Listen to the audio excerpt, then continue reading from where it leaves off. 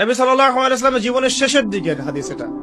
তিনি মসজিদে বসে আছেন, একজন ব্যক্তি মসজিদে প্রবেশ করলেন, শুভ্র সাদা কাপড় পরিহিত, ধবধবে সাদা, অতি উত্তম কাপড়, পরিচ্ছন্ন, প্রবেশ করলেন এবং রাসূল সাল্লাল্লাহু আলাইহি ওয়াসাল্লামের হাঁটুর সাথে হাঁটু লাগিয়ে বসলেন। ঠিক আমরা যেমন আত্তাহিয়াতু পড়ার সময় যেভাবে বসি নামাজে, এভাবে। আমার কথা কি বুঝতে পারছেন? আচ্ছা, এবার নবী সাল্লাল্লাহু আলাইহি ওয়াসাল্লামকে তিনি ব্যাক টু ব্যাক 4টা প্রশ্ন করছেন। এক নাম্বার বলছেন, ইয়া মুহাম্মদ, হে মুহাম্মদ সাল্লাল্লাহু আলাইহি ওয়াসাল্লাম, আখবিরনি আনিল ইসলাম, আমাকে ইসলাম সম্পর্কে বলুন। নবীজি বললেন, ইসলাম হচ্ছে কালিমা, আল্লাহ এক সাক্ষ্য দেয়া, নবী মুহাম্মদ সাল্লাল্লাহু আলাইহি ওয়াসাল্লামকে সর্বশেষ রাসূল সাক্ষ্য দেয়া, সালাত কায়েম করা, যাকাত দেয়া, রমাদান মাসে সওম রাখা এবং সামর্থ্য হলে হজ করা, এই হলো ইসলাম। তিনি বললেন, সাদাকতা, আপনি সত্য বলেছেন। ওমর রাদিয়াল্লাহু আনহু বলছেন, ফাআজিবনা লাহু ইয়াসআলুহু ওয়া ইউসাদ্দিকু, আমরা তার প্রশ্ন শুনে অবাক হয়ে গেলাম। সে নিজেই প্রশ্ন করছে, নিজেই আবার সত্যায়ন করছে। যে প্রশ্ন করছে সে তো জানার জন্য প্রশ্ন করছে। ছাত্র যদি ওস্তাদের কাছে প্রশ্ন করে যে ওস্তাদ এটা কি, ওস্তাদ বলে এটা এই, তখন সেই ছাত্র যদি বলে যে আপনি সত্য বলেছেন, তার মানে এই ছাত্র আগে থেকে উত্তরটা জানতো, তাই নয় কি?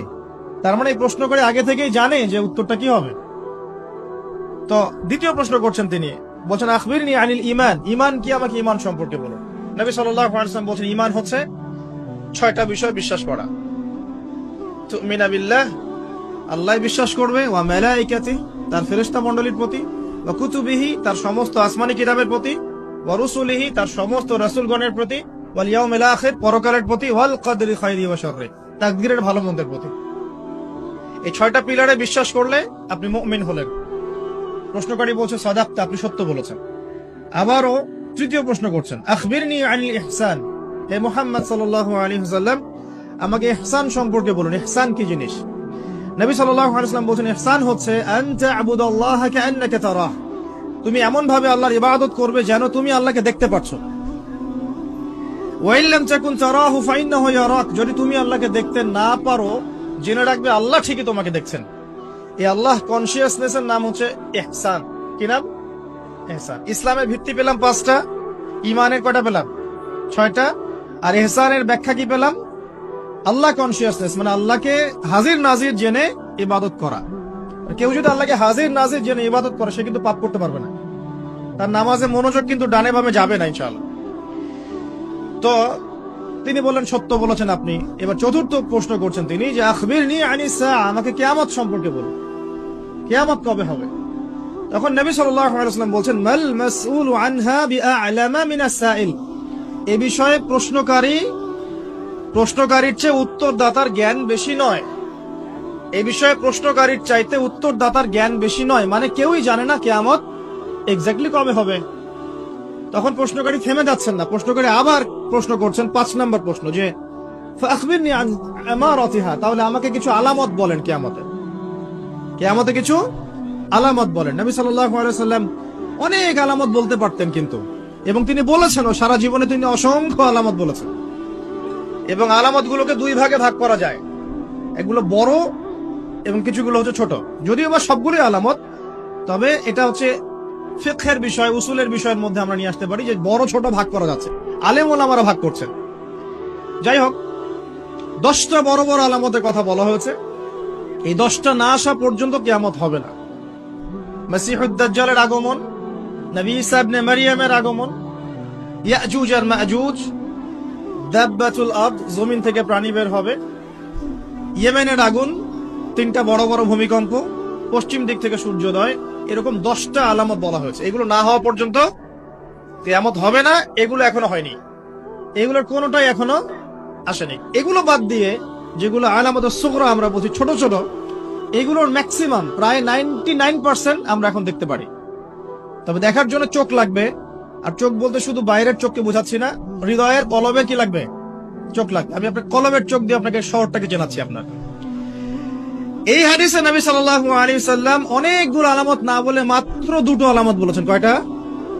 মাত্র 2টো। আমি বলছি জীবনের শেষের দিকের হাদিস, শেষ সময় তো আমরা বেশি নসিহত করতে যাবো, তাই না? মনে করেন আপনার পিতা মৃত্যু শয্যায়, আল্লাহ না করুক, এখন তিনি আপনাকে ওসিয়ত করছেন যে বাবা এইটা করবা না, মায়ের যত্ন নিও, বোনদের যত্ন নিও, ইত্যাদি ইত্যাদি। তখন তার ওসিয়ত গুলোকে আপনি কত গুরুত্বের সাথে গ্রহণ করবেন, এবং সেই সময় যত ইম্পর্টেন্ট কথা থাকবে সেগুলোই তো মানুষ বলবে, তাই নয় কি? সবচেয়ে ইম্পর্টেন্ট কথাগুলোই মানুষ বলবে। তো নবী সাল্লাল্লাহু আলাইহি ওয়াসাল্লাম এদিকে এসে মাত্র দুটো সাইনের কথা বলছেন। তার মধ্যে একটা হচ্ছে, ভালো করে শোনেন, তার মধ্যে একটা হচ্ছে আনতালিদাল আমাতু রাব্বাতুহা। যখন তুমি দেখবে, প্রশ্নকারীকে বলছে, যখন তুমি দেখবে যে দাসী তার মনিবকে জন্ম দিচ্ছে, দাসী তার মনিবকে জন্ম দিচ্ছে, মানে দাসী কিভাবে মনিবকে জন্ম দিতে পারে? দাসী কি মনিবকে জন্ম দিতে পারে? উত্তর, এখানে তিনটা ব্যাখ্যা হতে পারে। কয়টা ব্যাখ্যা? তিনটা। এছাড়াও আরো ব্যাখ্যা হতে পারে, হয়তো আল্লাহ পাক সেটা আমাদের জেহেনে হয়তো এখনো দেন নাই, হয়তো এমন কেউ আসবে পরবর্তী জেনারেশন, তারা হয়তো আরো ব্যাখ্যা করতে পারবে। তবে তিনটা ব্যাখ্যা এখন পাওয়া যায়। এক নাম্বার, দাসী তার মনিবকে জন্ম দিবে অর্থ হচ্ছে পিতা মাতার সাথে দাস দাসীর মতো আচরণ করা হবে, এবং এটাও কিন্তু কিয়ামতের আগের একটা বড় নিদর্শন যে পিতা মাতার সাথে দাস দাসীর মতো আচরণ করা হবে।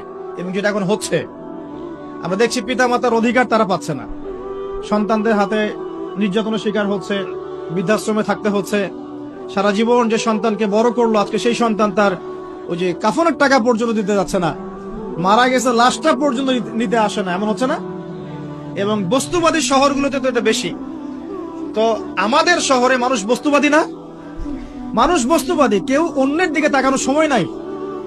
এটা বোঝার জন্য আপনাকে ফ্লাইওভার উঠতে হবে। ফ্লাইওভার উঠে দাঁড়িয়ে থাকেন, দেখেন মানুষ ছুটছে নিজের চরকায় তেল দেওয়ার জন্য, কারো দিকে তাকানোর সময় নাই। এই সকাল থেকে শুরু হয়, রাত একদম 3টা-4টা পর্যন্ত এটা চলছে, সারাদিন 24/7। উদ্দেশ্য কি? দুনিয়া। অল্প কিছু মানুষের বাইরে আছে যাদের উদ্দেশ্য আখেরাত, বেশিরভাগের উদ্দেশ্য কি? দুনিয়া। বাড়ি, গাড়ি, টাকা, জমি জমা, স্ট্যাটাস, দ্যাটস অল। মানে মানুষের এই কনসেপ্টটাকে বলা হয় মেটেরিয়ালিজম। কি বলে? মেটেরিয়ালিজম মানে বস্তুবাদিতা। কি বলে? কথা বলেন। বস্তুবাদিতা। এই বস্তুবাদী সভ্যতা কারা ছিল? ওই যে পশ্চিমারা, ইউরোপিয়ান সিভিলাইজেশন, এরা সবাইকে বস্তুবাদিতা শিখিয়েছে। মুমিনের চিন্তা থাকে পরকাল কেন্দ্রিক, যে কাজে পরকালের স্বার্থ আছে আমি সেই কাজ করব, যেই কাজে পরকালের স্বার্থ নাই আমি করব না। এটা মুমিনের চিন্তা। আর কাফের মুশরিক বেদিন ফাসেক মুনাফিকদের চিন্তা হচ্ছে যেখানে দুনিয়ার স্বার্থ ওখানে থাকবো, দুনিয়ার স্বার্থ নাই থাকবো না। এই যে দুনিয়ার স্বার্থে মানুষের সারাটা জীবন ক্ষয় করে দেয়া, এর নাম বস্তুবাদিতা।